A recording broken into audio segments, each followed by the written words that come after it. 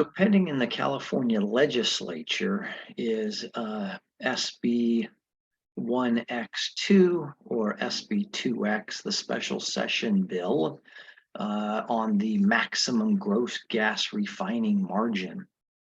Now, on Thursday, March 23rd of 2023, this bill, SB 2X, if you watch the Senate and Assembly floors that morning, jumped through a number of procedural hurdles in a single day. Now, again, this is a special session bill in the first extraordinary session.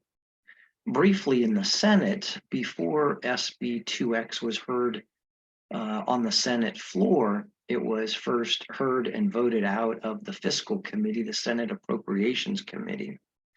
And then less than an hour later, the Senate convened its floor session. The bill appeared on a supplemental file rather than the regular daily file because it had been heard in committee earlier that morning. The bill was debated and voted upon, and the Senate also voted to waive Joint Rule 37.4B, which I'll get into in a moment.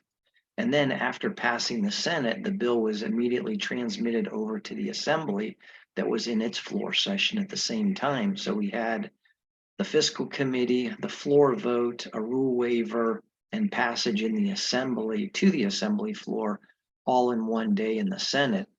So then turning to the Assembly floor session, the Assembly committee, they completed three procedural steps. First, they waived Article 4, Section 8B1 of the California Constitution.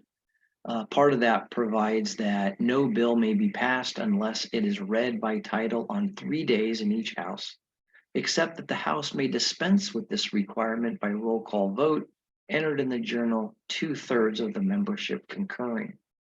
So as a result, the Assembly voted to dispense with this constitutional requirement. The second procedural item was that the Assembly waived Joint Rule 37.4 that's titled Study or Audits. And basically this joint rule 37.4B provides in part that any bill requiring action by the California State Auditor shall contain an appropriation for the cost of any study or audit. However, SB 2X doesn't contain an appropriation. It provides simply that the California State Auditor shall begin no earlier than January 1, 2032 and complete no later than March 1, 2033, an audit and performance review of the maximum gross gas refining margin and penalty set pursuant to this section. So because SB 2X doesn't contain an appropriation to prepare or to pay for this audit by the California State Auditor, both houses of the legislature waived this joint rule. The third procedural hurdle was that the Assembly approved under Assembly Rule 51 that concerns reference of bills to committee and allows referral to committee by the affirmative vote of 41 members.